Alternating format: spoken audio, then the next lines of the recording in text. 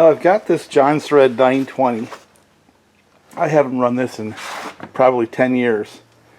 And I'm going to fit a 28-inch bar on this saw and try to run that this weekend instead of my tried and true 925 Homelite. And there was a time when I actually had planned to obsolete the 925 with this saw right here, and just never went that far because we started taking off in different directions. So to this point in time, I've rattled off the clutch, put a better clutch on it. I put a 7 versus an 8-pin sprocket on there. And this one here runs fine. The reason why I'm not using this one is because it's got the larger 10mm bar studs, and this is for the smaller Husqvarna 8mm bar studs. So this one had that, and that's why it was slated to be the long bar saw for bucking. And so let me see if I can get it to run. My hunch is I'm going to have to pull the carburetor and put diaphragms in there, but they're probably just like cardboard.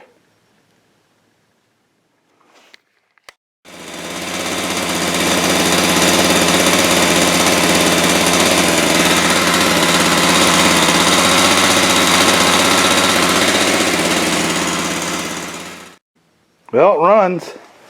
It oils like freaking crazy. Maybe too much. I don't know how to turn that down. I think I'm going to leave it at that and then focus on getting the farm cleared out and then getting these on the trailer so I can bring them up. Boy, it pumps out the oil something fierce.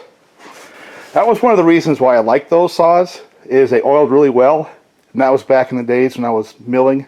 I got this thing started and it's probably 15 or 20 degrees out. You know what I'm saying?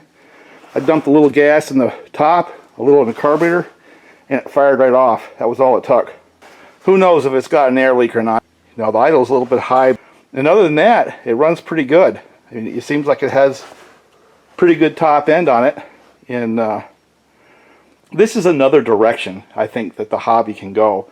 You know, there's a big push on the aftermarket stuff because they're cheap and they're clean. And you actually get good running saws. But for the same kind of money, you can do these kind of things as well. Find these old pro saws.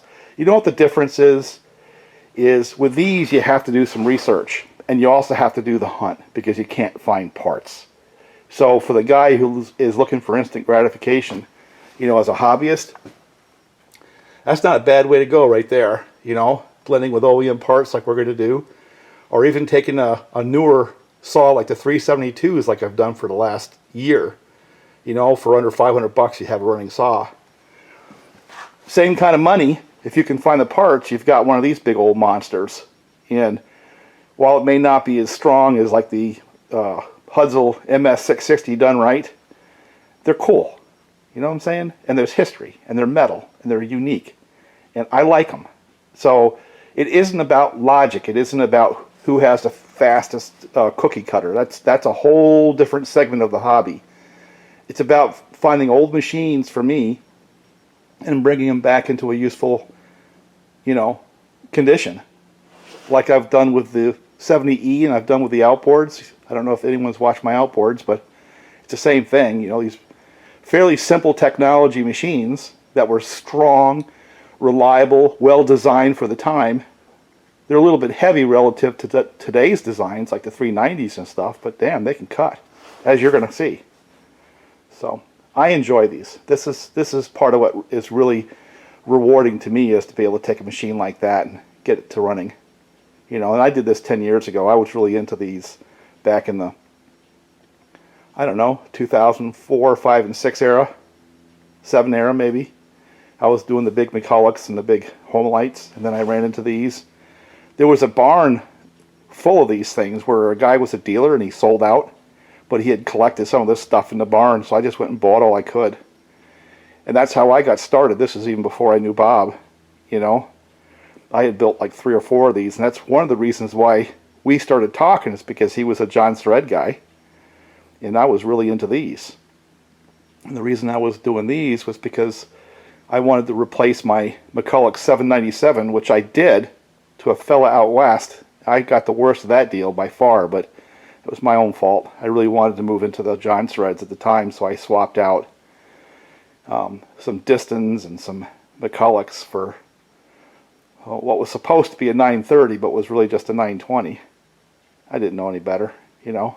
And then once I learned of the 920s, realized that with some changes, they're really a good running saw.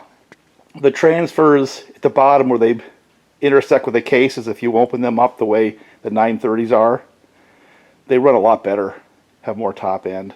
And the 920 that you see in my channel is definitely modified that way. I'm not sure if this one was. I believe this one may have been, but I was at the time trying to keep it stock. So there's a possibility that this is absolutely bone stock with the exception of the carburetor.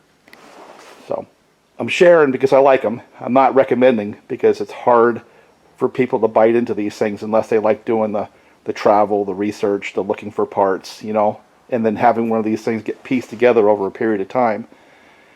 I've got a stash of parts now where I can probably run mine till the end of time for me.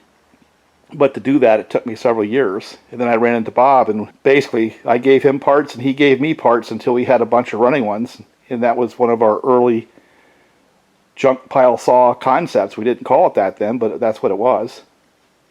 Alright, so I got the one Jonsered running. It's got a leaky seal.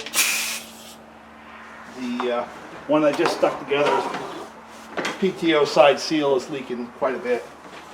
So that's why it has a high idle.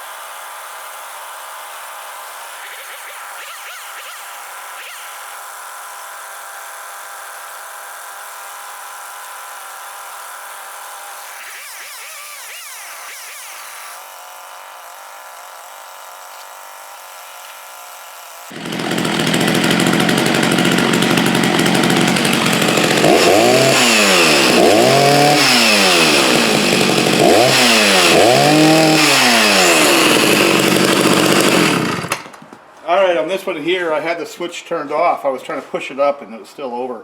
So I pulled a few times, but as soon as I turned the switch, second pull it fired. Of course, it was already primed because the choke was on. But this one here and this one right here have turned into my daily use saws. This one literally started the first pull. I think this top end carburetor setup has to go on a real saw. So these two saws have been getting the most use, and this is a close third. when the wood's really hard, I pull this damn thing out. And that's not going to change. We're going to do that again tomorrow. And I'm not sure what I'm going to do with this one right here. It's got a bad seal on the PTO side, although it runs. I don't think it's going to hurt it. It's just not going to idle well. So I'm going to take a look at changing the seal if I have time a little bit later on today, because I'd like to get this running. The other option is to pull those 8mm studs and put them in the other 920 I have. That's really the only other option I have in the time frame I've got. But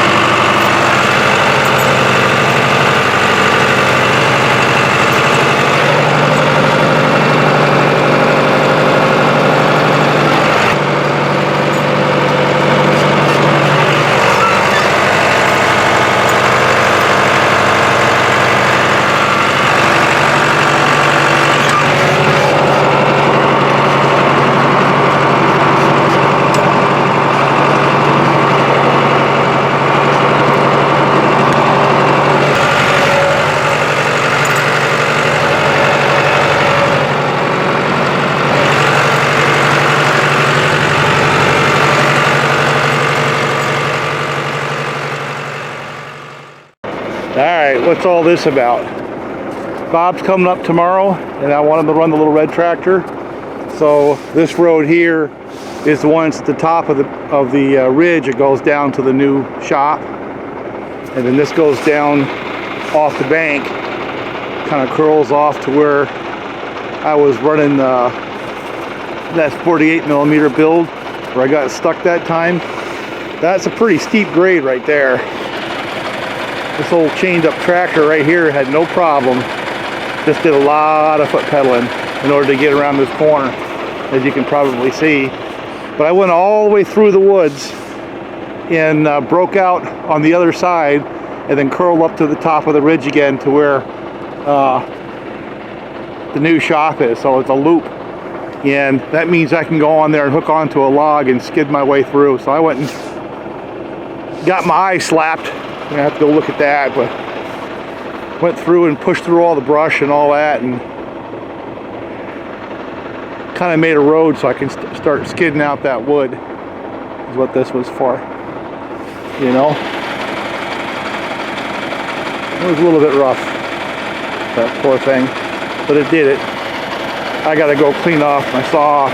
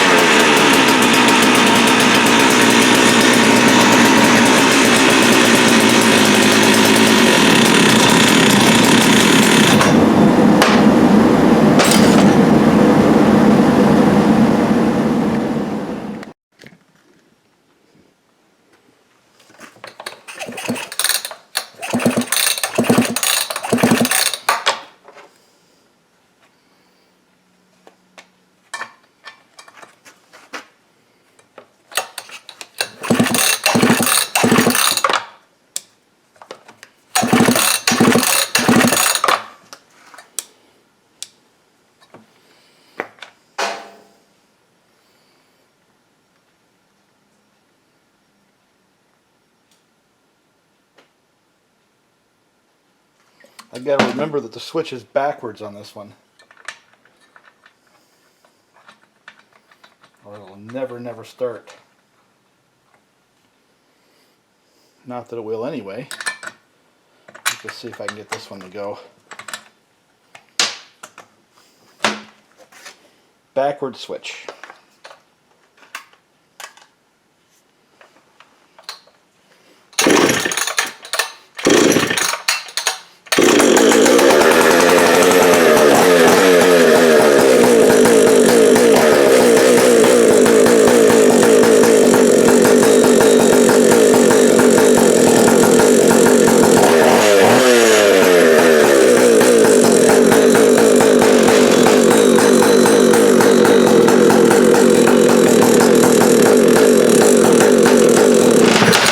That's the way they're supposed to sound. So let me lean this out just a little bit if I can. So this one's going to get the call, I think.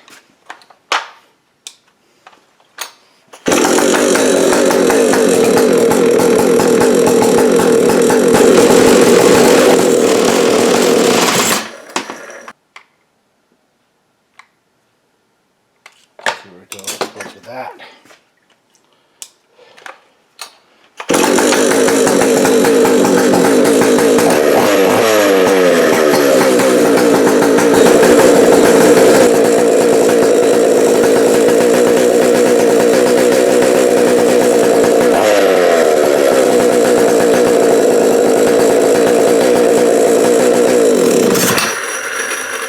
Alright, so we have this one running pretty much the way it's supposed to.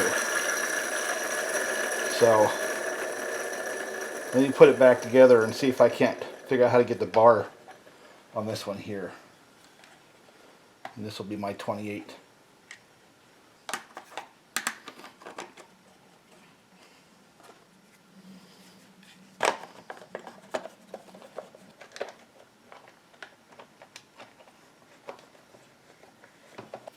Of course, the other option is to open up the slot to fit, right? Don't like doing that, but that may be our best option. Well, I stuck a die grinder in that slot right there and just opened it up just a little bit, and I think it'll fit on there just fine. So there's your plan B.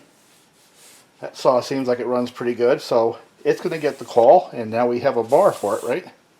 So let me just put this thing on and make sure it slides back and forth.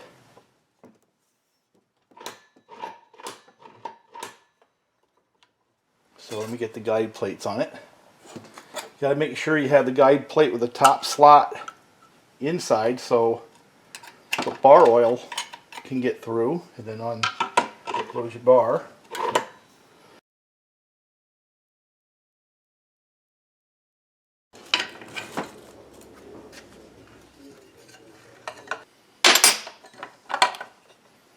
There we go. I'll get this on and get it fired up and make sure it all works.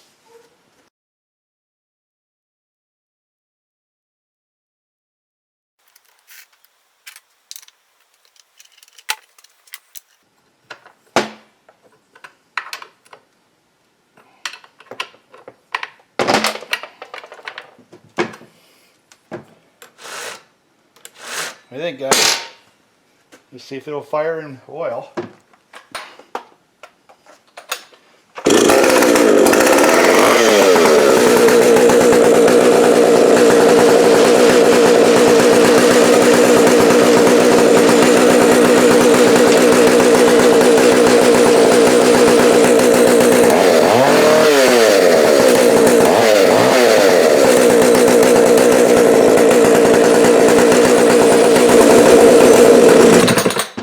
I do believe I have a saw. I also have one of these 17mm, 19mm scrunches, and it does look like it's oiling. So we have a success after all. I guess I'll get some sleep and then load all this stuff up and go back up where I was running that tractor. That's a big saw right there. You think that's going to obsolete my 925? I don't know. That 925 has been doing its job for a long time. We will see. Talk to you later. Bye for now.